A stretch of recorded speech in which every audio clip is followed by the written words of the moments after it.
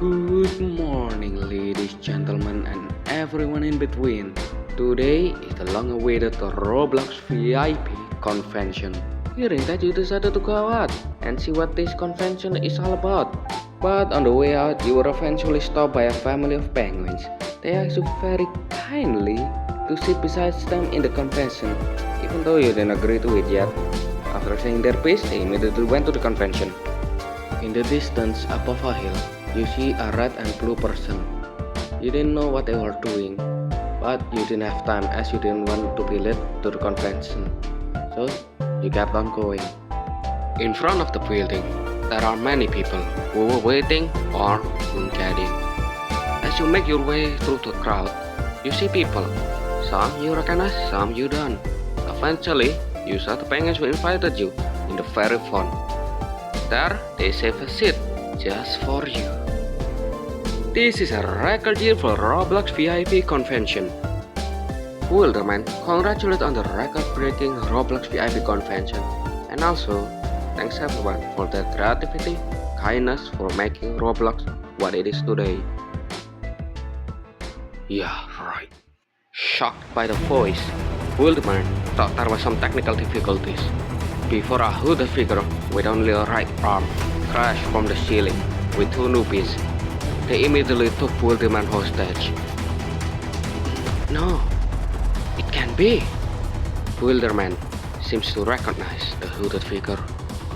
You took everything from your community, took everything from all of us.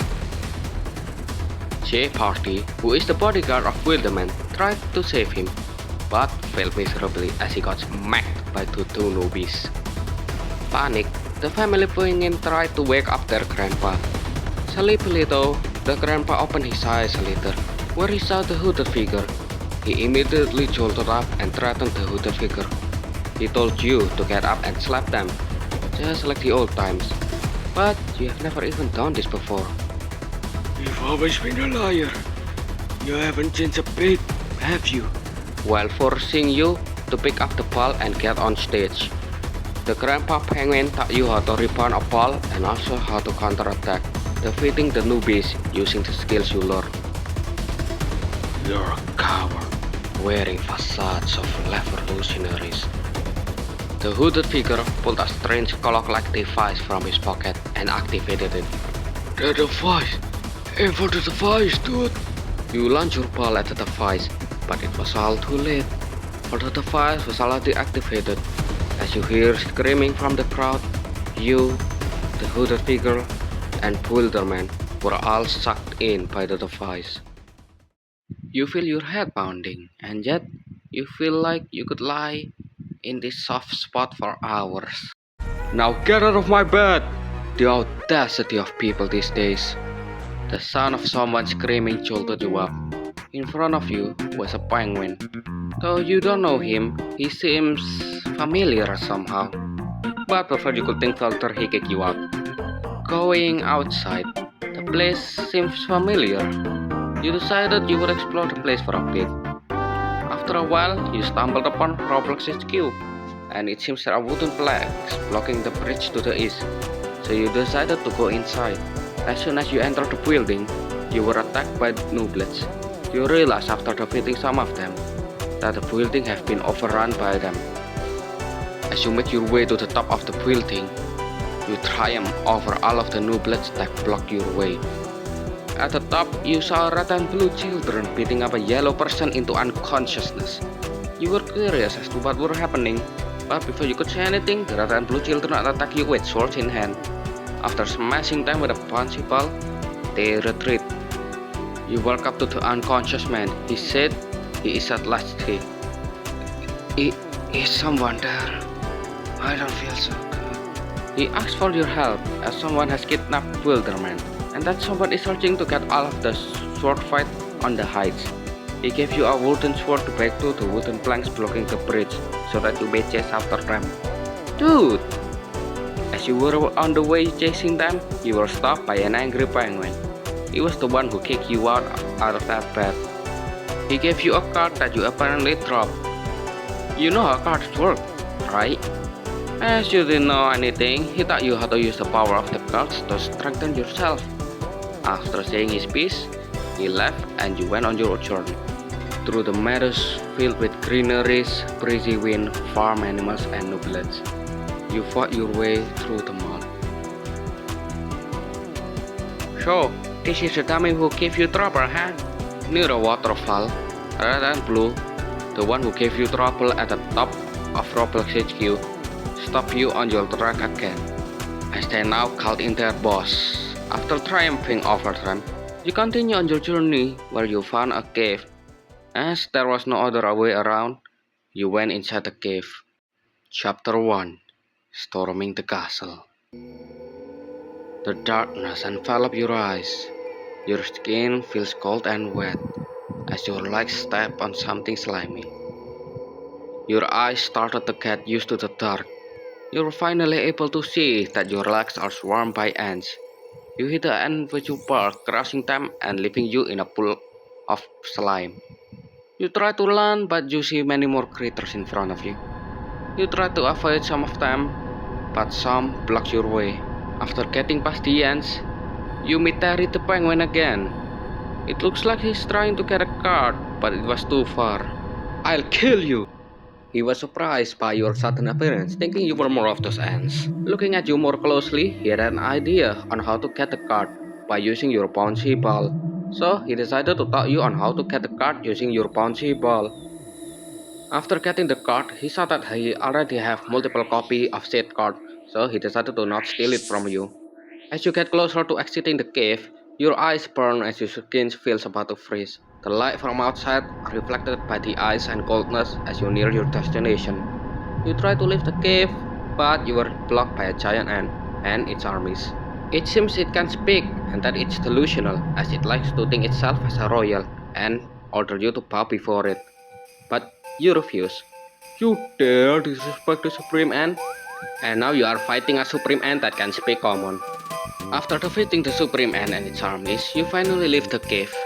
Welcome to Road Town, the sunniest part of Crossroads.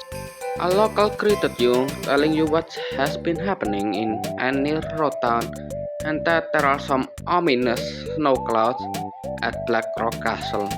There are also some rumors that the ice dagger, one of the sword fight on the heights, is stolen. You affirmed the rumors to the local about the ice dagger being stolen. He then guided you to the mayor house as he is someone who can take you to Black Rock Castle. The mayor made a deal with you. You have to find and see how has Jim been doing. He has been missing for days.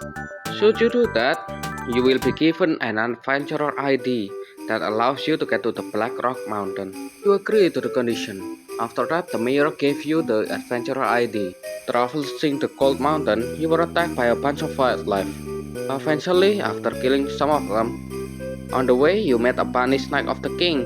He wished by defeating you, he can go back to his king's side. But you easily defeated him and go on your way. But before long, you are stopped by a spiky killbot. But thankfully, a guy who sells bomb got you covered. After going what feels like hours on endless white field, you finally found Jim under some rubbles, barely clinging to life. Near him, you found a dynamite card. Bruh, is that dynamite? The sound you know comes from behind you. Once again, he teaches you on how to use the card. You use the dynamite on the pile of rubble, saving Jim. He thanks you and said that he will give you a gift when he's back on Road Town. After obtaining the dynamite, he went to the basement of the castle, blowing up part of the wall. Hearing the loud thunderous boom, every guard went on guard. They threw everything they had to stop you from reaching the king. Sentient statues, puzzles, and guards. But it was all in vain as you destroyed them all. Near the king's throne, you were stopped by dozens of guards. As there was no way you could defeat them alone, you thought of an idea. You went up the attic. There, a single rope was holding up a chandelier. Below the chandelier was the king's knight. You sliced through the only support that was holding up the chandelier. As the falling chandelier reaches its destination, you hear loud sounds of glass breaking and metals clanking. You've realized at this point, you've hurt people just for a mere sword, but you must continue forward. The end justifies the means. You tried opening the king's door, but it was locked, so you explore other places, eventually finding yourself in the kitchen. In there was a magic chef, cooking some food for the knights in the dining hall. He heard the door open and thought that you were an assistant mage that he hired in. Then an assistant trademark. He asked you to give him a rose-colored bottle. You went to one of the counters. There, there was quite a few similar colored bottles. As you didn't know the difference, you picked one of the bottles and gave it to him. He then put a few drops on the food he was making. But when he realized it was a scarlet colored bottle, the kitchen exploded, leaving a jumbled mess of countertops and stove, making a spiral staircase. The magic chef saw something blew up to the top of the staircase and ordered you to grab it. Go grab it. I'm leaving a bad review on your website. After reaching the top, you found a shrinking card. Yo, what up? There is the penguin flying and wearing the magic chef hat told you how he got ahead by killing the chef. And once again, he teaches you on how to use the new card you just got before leaving in search of a tuna. When you went down, you saw the body of the magic chef, paying it no mind and leaving immediately. Going back near the throne room, you saw a rat hole. Now with a card you can get into it. It was the treasury. After some searching, you finally found the key to open the throne room. You open the giant golden lock with the key. As you walk closer to the throne room, you feel your body getting colder, eyes getting denser, blinding light reflected by the eyes. I've heard of the future. I know what's to come. I've been tainted by a tormenting voice, by the knowledge that Blackrock Kingdom will cease to exist in your future. The king then asked you, do I give him to the prophesied future I've been told will unfold? He stands up from his throne, readies himself, the ice dagger and scepter in hand, for Blackrock. He conjures a spell with his scepter, creating an icy mist around before imploding. You hit yourself up and attack him with your sword, it barely scratching. It's the only way. He walks up to you, grabbing the ice dagger in his pocket and stabbing you with it. The wound you get from the dagger causes immense cold, slowing your attacks. Guards, arrest them. Before you could prepare your attacks, he called in his subjects to help you avenge you. Let them live. The king protects and heals himself and his subjects. After a prolonged battle, you were able to dodge his attacks and focus your attack on him. With a ball, you finally knocked him down. I failed them. Uh, I'm sorry. I feel cold.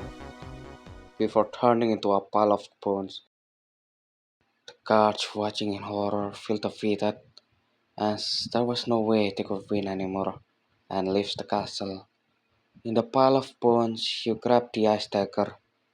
You feel the coldness of the dagger in your body, or is it the coldness of what you did to him? You couldn't tell, but you have to keep going for yourself, for everyone in the future. You leave Bracklock Castle back to Roblox HQ, still feeling cold even though it should be warm here.